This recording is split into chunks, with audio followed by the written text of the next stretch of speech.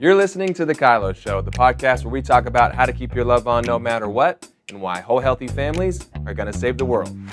And it starts right now.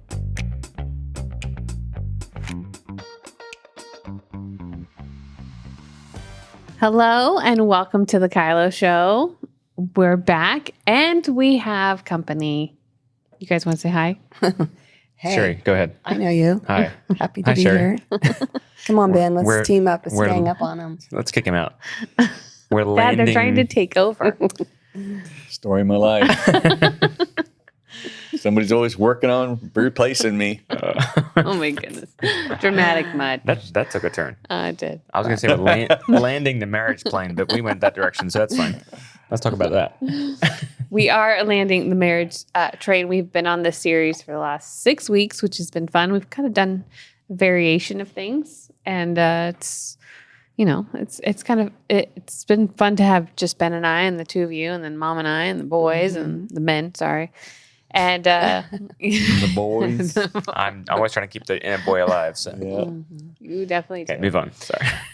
But it's been fun. It's fun to talk about different things, but we're kind of wrapping up and just wanting to make really loud what we feel is really important when it comes to the goal of marriage. And so feels like a good topic to end on and make sure that, you know, the goal of you hearing our heart and our success is this piece is really important to chase after. Yeah. So what would you say, Dad? Absolutely. The goal of marriage, I or one of them, I guess. I don't know if it's the one. I think, the goal of love is to mature. Like I'm going to continually mature, and in doing so, displace fear, so that there becomes an increasing amount of security that comes to the relationship. So in my relationship with God, I am on a journey of trusting Him more, knowing Him more, letting Him see me more, being more connected. That maturing process is really what helps me to glorify God, to give Him credit for influencing me, affecting me, displaying the oneness that is in that maturity. And I think the same thing goes for a marriage. We are called into unifying our lives to become spiritually one. And in that, nobody gets credit. We get credit for the life that we live together. So it's indiscernible who did what to who to make this, in a human way, glorified. Like, we give God credit. And then the same thing goes in moving our relationship into pursuing God, so that we can't even say we did it. We actually give Him the glory for what's happening. And that's the fullness of joy. That's unspeakable joy. That is, the reward is that we found our Father's pleasure, and He is happy with us, So, in that, I don't know, what is there a bigger goal than that? I don't have one. It almost feels like some of it can be, used within the love languages. Like I like me enjoying you is just me thinking you're funny or whatever. Like I'm happy to be with you is a form of joy for you. Like, are you enjoying me? Mm-hmm. Mm-hmm. My affirmation love language. Yeah. I think you're funny too, Danny. Thanks. Yeah. I love you. I get all your jokes, Ben. It's true. You two have your own little dad joke world going on. We don't. It's true. I hate it when I tell a dad joke and Ben's not present. I know. Oh, man. You two have. You definitely have your own little world there. Just don't appreciate it. Mm-hmm. You're talking about the no one gets credit, which I think is a beautiful way to say that. But I was sitting there thinking about basketball and teams. I don't know why, but I was thinking about Michael Jordan. That's where I go when I think about basketball. And just imagining if it was just him on the court, we'd be telling a different story today about that man's life. But because he had a team around him, he still gets some credit because he did some great things. And husbands have showed up when they needed to. Wives have stepped in when they had to. But it's a team sport. And so it's just such a beautiful reminder. It feels so important. I think there's this culture where we're looking for the hero. And it's my job to be the hero. And I have to save the day. Yeah. And it's just a different story we tell when that's not the leading narrative. Going with the sports analogy here. Thanks for reporting, Danny. Yeah, John Wooden, the famous coach of the UCLA Bruins back in the day, he always said that it takes 10 hands to make a basket. That's great. You're like, okay, this is the goal. The goal is really a unit. Like how are we displaying our unity? Yep. And then he would say when you make a basket, when somebody passes you the ball and you make the shot, you turn and you point at them. And one of his players says, well, what if they're not looking at me? He goes, oh, they will be. Another sports analogy. Okay. Come on, here we go. Sheri, thanks for reporting live. Well, cycling teams are not a team sport. I mean, they are. They have a team, but no one ever remembers the names who was on Lance Armstrong's team. Yep. No one knows, but they had specific roles to make life easier for Lance. They took certain things on and pushed hills and became drafts and did all these things. But the selfishness of Lance Armstrong in his day was, you're here. You're on this team to make me look good. Yeah. You're here to help me across the finish line, and that's your job. And it's such a weird, selfish way to look at it. And I'm sure other cyclists did it better than Lance, but it is definitely. I think that's the oneness as you grow into we're becoming one. You more and more as you connect in your relationship, it's just one. Yeah, That's great. Purpose, one goal. The fruit of a marriage that has lots of joy going on. I was telling Lainey, I don't know, we were camping, so she said, "Where did this come from?" And I was like, "I don't know. One of the trips your dad and I did, we started something. I don't know where it came from." So it's kind of this. Tradition. It's not a goal to be the better person. It's I'm teaching you how to do it. I don't know which one of us came from it, but here you go.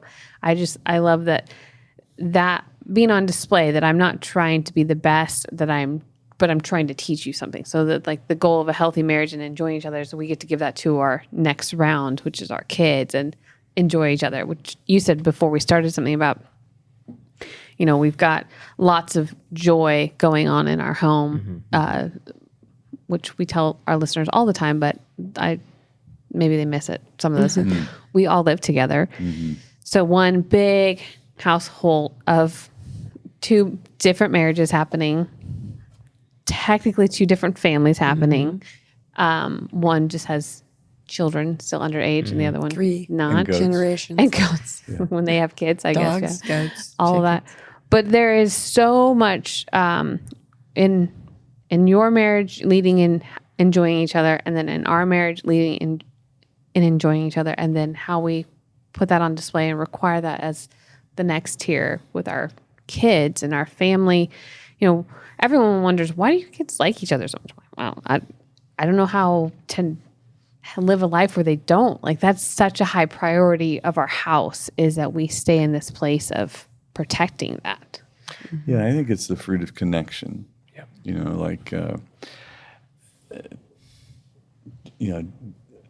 John 15, if you abide in me and I abide in you, together we're going to bear much fruit. And that flow of life back and forth it's very much just abiding in, but really that is another description of connection, connectedness, and protecting that. And when you get cut off, in disconnection, there's just a withering. And the first thing to go is your joy. The first thing that goes in a disconnect is joy.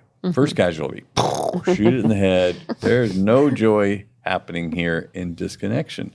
So the goal of reconnecting, maturing connection is the fruit of that is I can tell that you two are connected because you're enjoying each other. Yeah.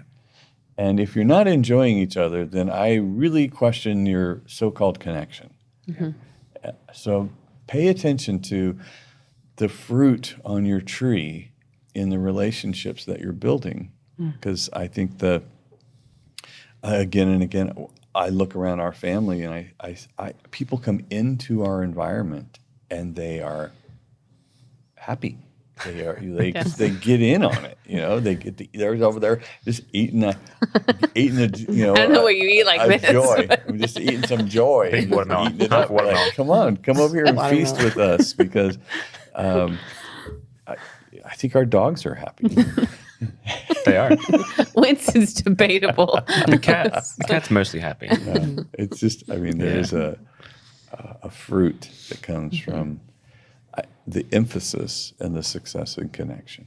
So how do you create this protected experience of abiding in him and staying connected and protecting it? Like the stories everybody knows from the two of you is you had to fight for that. Ben and I didn't have to fight as long. We still had our own battle. And I look at our kids, I'm like, you're going to have your own battle.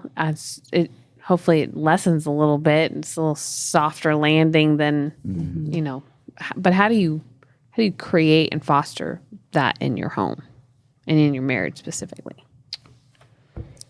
Well, I'll go. I just think that it's a priority. It's something that you set as a priority, and then you're willing to do the work to grow it and to keep it. So again and again, one of the things that happens is as you examine your ability to connect to others and their experience of connection with you, your experience of connection with them, there's lots of feedback going back and forth as to what the problem is. Like we're disconnected again. What's the problem? And it's always so shocking when you find out that half of it's yours. It's just like, what? Are you joking me? Can we look at this again? Like, how does this keep happening? Sure? How am I half of this problem? Like, well, it's because you're half of the connection. Yeah. So what is it that you are not willing to adjust? What is it that you are unaware that you're bringing? What is it that you are unyielding in adjusting? And I think over time, eventually, you just become. I know we talk about when you get the older you get, the more tender you get, or the more Start to look like each other, people say. That's true. That's true. I can't wait for your beard. I'll tell you if the beard starts coming in. I will 100% always tell you. I also thought it, but I didn't say anything. Thanks. That's my to the record. I think that our fight is so much less. The older you get, you're just like, oh, I don't want to fight. So what do I need to adjust? Okay, quicker. It's just happening quicker. Like, oh yeah, because I want the joy. I want to enjoy our time together. I want to enjoy our connection. I want to be sure that our the remainder of our life is as loving and as connected as possible. So, okay. Yeah, I think you have to use that. I'm not enjoying you as a sign that there's a disconnect, instead of I'm not enjoying you, and then I start to think about all the reasons, what's wrong with you. Think of all the reasons that it's your fault, kind of a thing. But let that be the flare that goes up is, oh, I'm not enjoying you, I'm disconnected. I think of, we were talking about animals and fruit and all of that, but I have a garden this year, and so there's all kinds of reasons why there's plants that have fruit on them, but the ones that are producing fruit, they're all these things have to be part of the nourishment of that plant. It's the sun and water, and there's no fruit without a bloom first, and then the bloom has to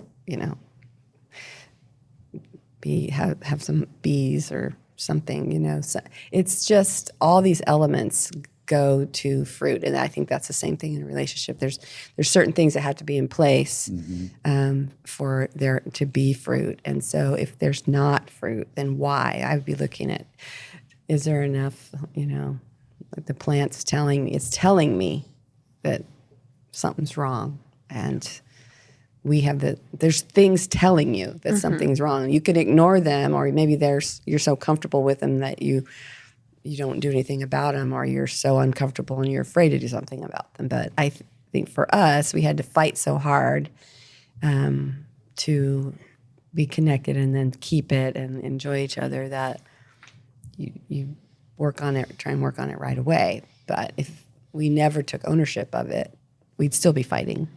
It's true. Like cats and dogs.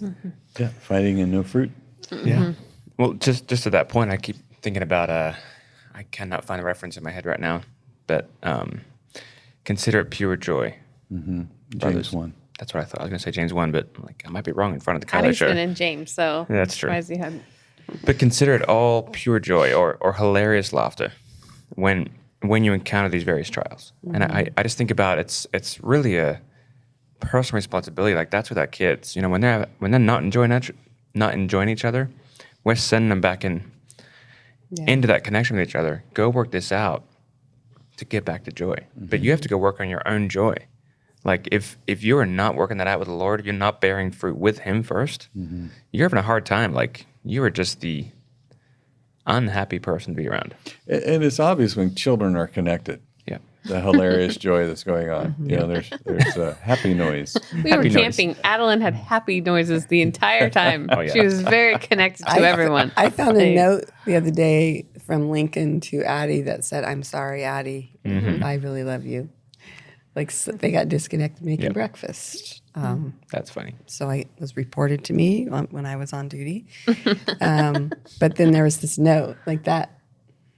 He was working Clean his mess to. up. Yeah. The best part is we were gone, Yeah. and you didn't require that of him. No, I found out afterwards. Yeah, so. but it's the practice of, getting back to this space as quickly as possible. And there's been lots of Delaney's moved on, going, next adventures, which That could be a whole nother episode. It could be a here. whole Talk nother about episode. We bring it up every time I It get a will microphone. be. It definitely will be in a whole other episode. I'll just be weeping Adult through children. it. There may be a pause on the KYLO Show because Brittney's just sobbing.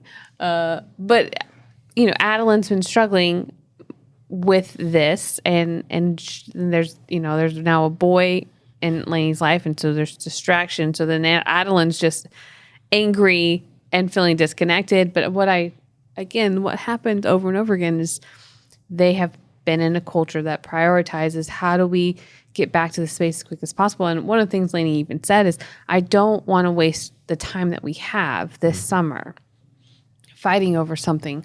What do you need? How can, and she's only 17, but it's the same thing. She knows her time is limited in this season of being at home. And so she's trying to figure out, how can I help and adjust so that we can get as much joy out of this relationship as possible. And, I was thinking earlier, because we were all referencing different points of owning your own stuff in different ways. And so much of that for me is actually learning about yourself.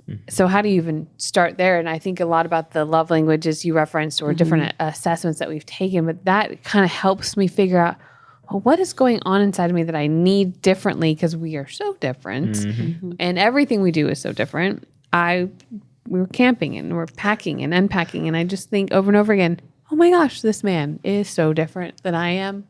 Okay, it's great. It's fine. Because I think as soon as I get angry about something or irritated about something, then I just ruin the whole rest of the time, which I don't want to do. Yeah. But it's right there. It's just right there. And I just want to say, just give into it. But I know, okay, I have different needs to things than he has. he didn't intentionally forget something, but I just, oh man, I analyze and analyze and analyze. We were joking that I have a color coordinated piece of paper that says where I need to go shopping and what is at home. And Ben's laughing, but he has so much value for that. But it's like this temptation. If I'm not aware of my own stuff, I look at this temptation and go, oh, that's fact. That's truth. I should lean into that. And then the only thing that takes is my enjoyment of you. Because all of a sudden this thing that is just your differences turns to be my truth that you are wrong or whatever's going on. Sometimes we have to pause. I'm speaking to myself here, but if there's something brewing, a disconnection is brewing. We're trying to work on something. We're different, and it's just like, okay, do I address this right now, or do we just wait till later because I don't want to ruin our whole camping trip or whatever? Yeah. But it is a need I have, and we need to figure it out. But sometimes just being able to go, all right, let's put this aside. You usually have better conversations too when you pause. Absolutely. Yeah. Don't write that email. Don't say that. We had some friends that had a little phrase that they would use when they would start arguing. One of them would say, "Kiss me quick." And then the other one they agreed ahead of time, of course, it's hard to kiss somebody when you're ticked at them, So, I mean, I think those kinds of things work. Tools that was their little mechanism. A code word. Their little mechanism built into their relationship of my goal is connection. It's like, okay, no matter how bad this gets, one of us can roll a kiss me quick grenade out there, and it reconnects us.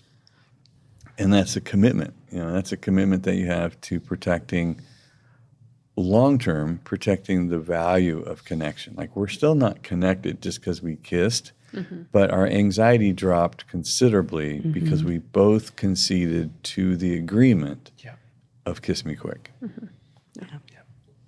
Yeah, but it feels like we watch married couples often. They just seem to lower the standard almost of, we got through all these phases. We got married, we bought a house, we had babies, we did all these things, and we just kind of, like what Brittney's saying, we didn't learn to understand each other. So we just kind of settle in where we are.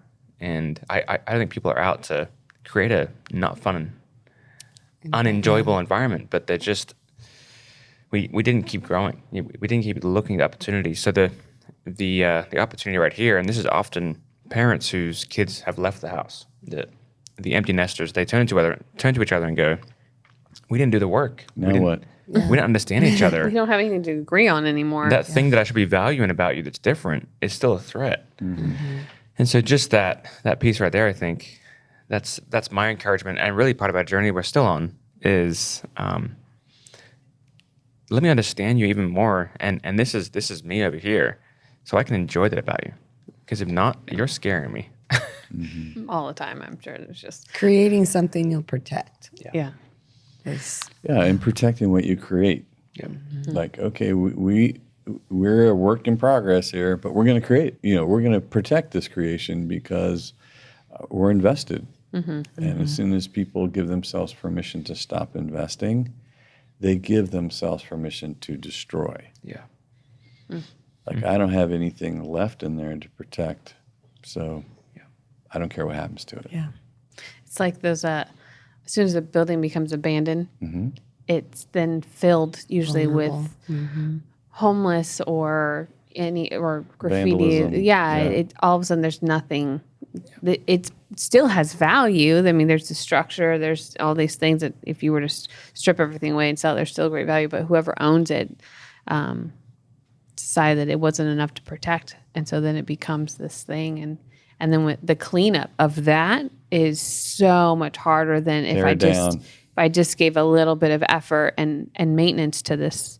And it's just a bummer. I think that's a lot of marriages that we see is that it just, everybody's looking to do the self-help stuff. And a lot of times they go, I want to do the self-help in you. I want to help you be a better person so that what you need. Yeah. And like, turn your finger around. Someday you could be me. Totally. Exactly. But are you so great? That's Lucky my question. you. Well, are you so great? Because you think you're great, but who else thinks Anybody you're could great? have a perfect married if they were married to Danny Sill. Yeah. You heard that. Oh gosh. So it is. It just is. It's the value of having growth, like you said. It's the value of. I think we tell people this often is, don't ever stop losing the value for learning and grow together. Like that is. I think that's been our secret. We got married so young, which is really. Looking at Delaney, all of this There's more emphasis because we have a child now. So it's the same that's age. right fun to there. watch, actually. I'm so glad you guys are enjoying that view. Not that she's getting married, but just that she's becoming an adult. It's Well, crazy. I'm watching them, and I'm wanting to say, make sure that you enjoy each other. Make sure because they're they're two super awkward, uncomfortable. They're kind of I'm like, oh, okay, you gotta have some fun here. Like, make sure, can you have fun together? Because I don't think that a lot of couples make enjoying each other the goal.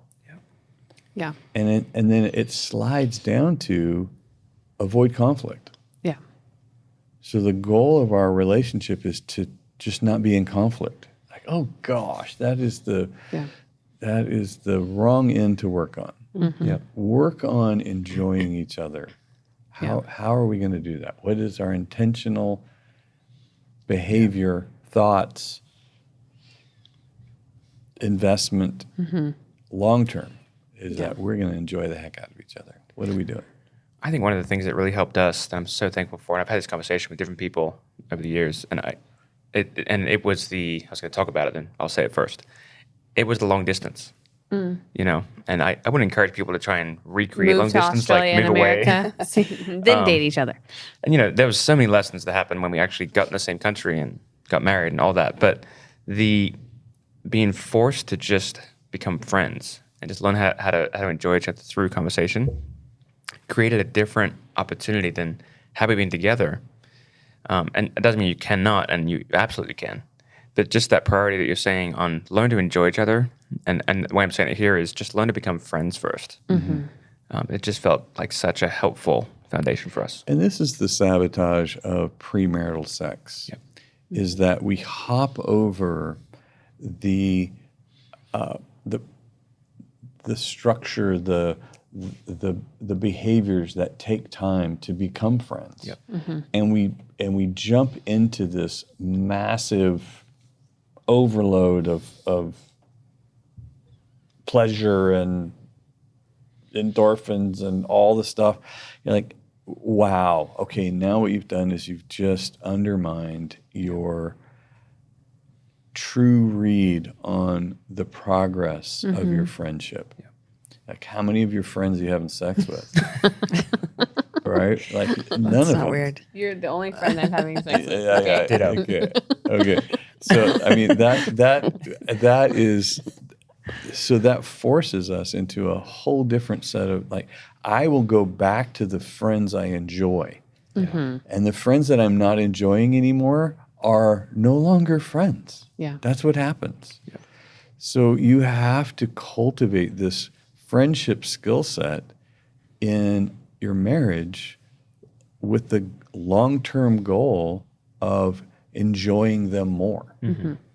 It's a lot easier to just skip over the work of becoming friends and in the premarital part of, and just get to the physical. And I was talking to the girls actually about premarital sex, and I said, sex is a very kind of selfish game. It's beautiful in marriage and it becomes this thing, but outside of marriage, it's pretty much just a selfish thing that you're looking to feed, which is why it's so important that you understand the value and the beauty in marriage and the value of really loving this person and enjoying them so you can have it where it doesn't feel so selfish and self-seeking and satisfying in this way. And I said, so becoming best friends with the person you're going to marry is probably the biggest goal you could have.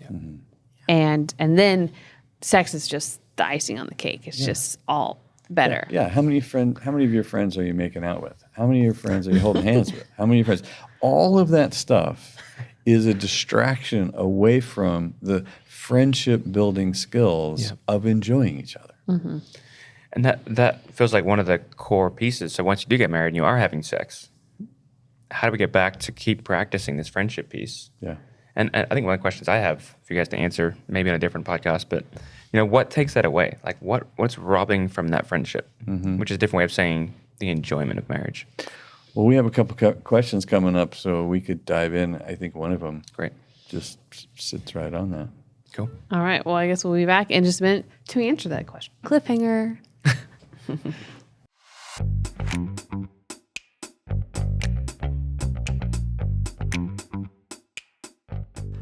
As a business leader, what if you're doing people development all wrong?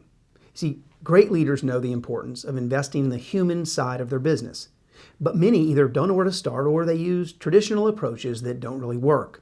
Old training approaches like buying everyone a leadership book, bringing in a speaker, or doing a once-a-year offsite might feel good in the moment, but are often a waste of time and money. And that's because when people get back to work, they just slip into their old habits again. You see, personal growth, it doesn't happen all at once, it happens over time. That's why the new way to develop your people, strengthen your teams, and invest in your culture is to create an ongoing people development system, not a one-time event. But how? Well, I'm glad you asked, because I've got a free gift for business leaders that's going to help. I'm Charles Cowan, founder of the people development company GrowthStream, and we've discovered a simple but powerful 4-step system that makes development easy. And we're giving away our secrets in a free training video. In this training, you'll learn how to develop your people in less than 1 hour per month using our simple 4-step system. Plus, you'll learn how to do it yourself if you have time, or outsource it if you're busy. So if you're a business owner, HR manager, or leader and want to learn about the new way to develop your people, strengthen your teams, and invest in your culture, then go to growthstreamtraining.com to see the video before it's gone. Again, that's growthstreamtraining.com.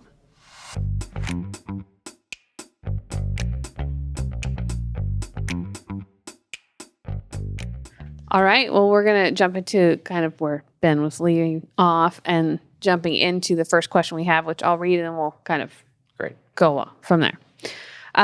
First question says, what should you do if you are married to someone who doesn't seem to want to pursue joy? In life as a human or with you? Mm-hmm. Because they're usually... They go together. Sometimes They can definitely go together. But I mean, some people just want to be miserable.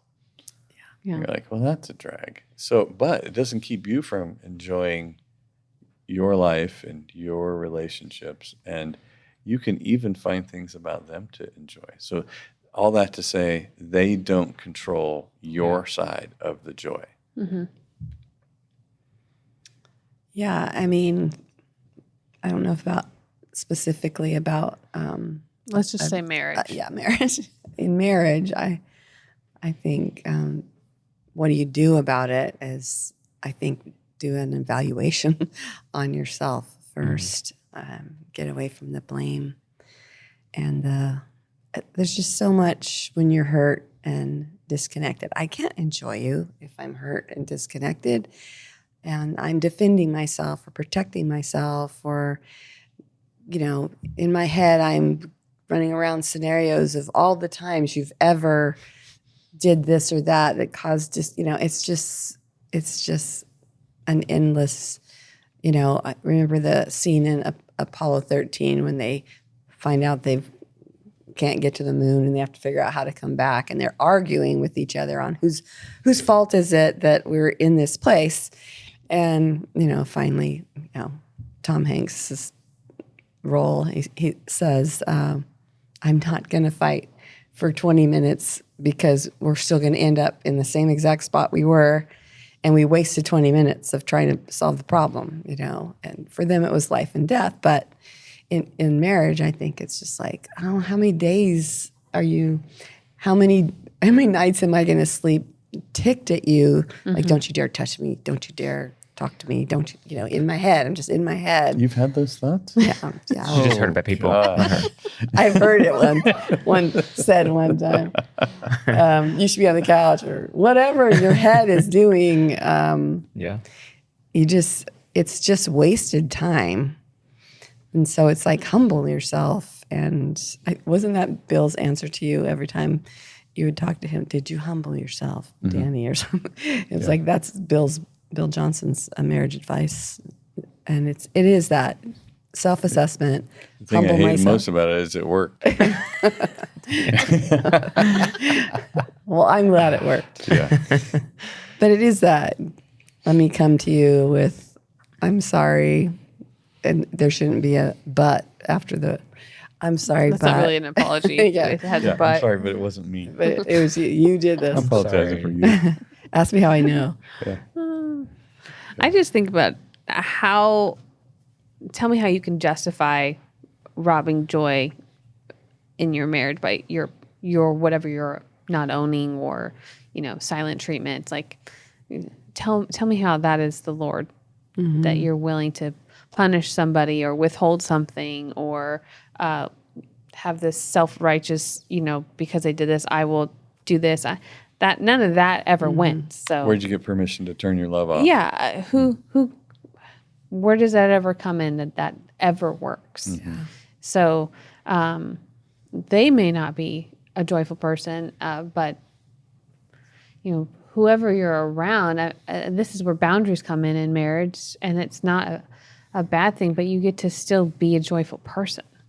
And the Bible says that if you want friends, be friendly.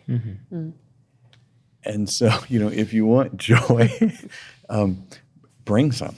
Yeah. Bring some with you. Yep. Bring joy with you, because if you blame the other person for your miserable life, you're miserable to be around. And so some people aren't experiencing joy in their relationships because they didn't bring any. Yeah. Yep. So take care of that part of the problem and be sure to bring joy with you. Asking another question, like maybe you guys can answer this, but like we're so different and how we enjoy life is very different. If we say, let's go have fun, there are very different lists of what fun is. Mine includes G-forces usually. Yeah, definitely. Or things that I'm, underwater or some claustrophobic. Torture chamber. So, but that Learn is one of something the every day. ways you enjoy each other, is spending time together, doing things that you love to do, having shared experiences. But you guys being so different, how do you overcome you guys maybe have more of the same things than Danny and I, but I'm just saying, in those circumstances, how do we enjoy each other when we're so different? I guess I would keep looking until you find something that you both could enjoy. So if the first time you attempt it and it doesn't go well, it doesn't mean you stop. Right. It's kind of like the first time you tried riding a bike. If it didn't go well, don't stop. Or driving a car. Sex. Totally, 'cause that usually never works out the first time. There's a motivation. Wow, if that's the example of sex we've in the never first done time, it again. Yeah, I haven't seen it. we wouldn't have any children. That's for sure. Less joy. But it's like, James, stop. No, I said you'd have less joy if you stopped. I think the thing I was thinking about with this question and the last question as well is checking in on the goal of your marriage. So if the goal is disconnection, then you're probably having a hard time finding something you enjoy together because you're trying to protect yourself. Yeah. So first of all, let's make sure we have the same goal. And if we don't, Yeah. because I think one of the things Brittney's done for me is when she can see my joys waning or my goals changing, she'll check in and say, "Hey, you okay over there? What's happening?" "I'm fine." "I don't believe you," is usually her response then. Okay, this is what's going on. We had to work up to that one. We did. But there's trust there, and there's all these different elements that we've worked on for a while. But the opportunity to get in there and say, "Hey, this is the standard. We want to enjoy each other." And then just in practical, I think I didn't know Brittney liked the outdoors when we first got married. I mean, it was there, but that's become I something didn't like the outdoors with small children. I didn't know. Small children, sure. Her growing up in my home, I Yeah. didn't know Outdoors she enjoyed with children. But this girl's off to the instigator now. Like, let's go fight the outdoors somewhere. It's awesome. Wow. But that's something we love to do together and both really enjoy. And Yeah, there's that's the part of just practice. Yeah. I mean, we were telling horror stories of camping because we were just out there, and most of mine were around having little toddlers eating dirt and not sleeping. Leading youth camps. Yeah, and I'm like, I don't like those camping trips, but this camping trip was so much fun because children did all the things on their own. I was like, this is great. We could totally do this more often because, I mean, I cook, which is normal. It's a little bit more work to make coffee. I don't love that, but hey, it's all right. It's way better for whatever reason after I've had to work for 15 minutes to make a cup of coffee. It's desperate. Totally. I love it. But yeah, I just think it's very different, but it's trying. I mean, we've gone on vacation and had to purposely plan out things for both of us. Like, okay, we're going to go snorkeling with potential sharks or scary things in the water. Is there a cage involved or are you being trapped? No cages. And we're going to read on the beach in the sun, you know. So, I mean, I just think we're so different. And what can we do together that we both enjoy?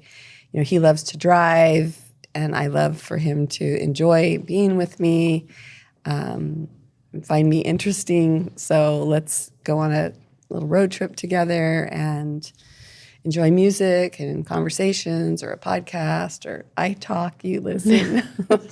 I think you can do it. You just have to plan it and enjoy and be fun when you're doing the thing that's not comfortable maybe for you. I mean, we go hiking, and then Ben's like, "You want to keep hiking?" I'm like, "No, I've arrived at destination. I am waiting here until we have to leave here. I'm good right now. I did the outdoors. I'm enjoying this water. You want me to go do more than I have to?" No. I sat for 10 minutes. I know. But that's I'm like, I'm gonna put the hammock up in the shade and just peace out.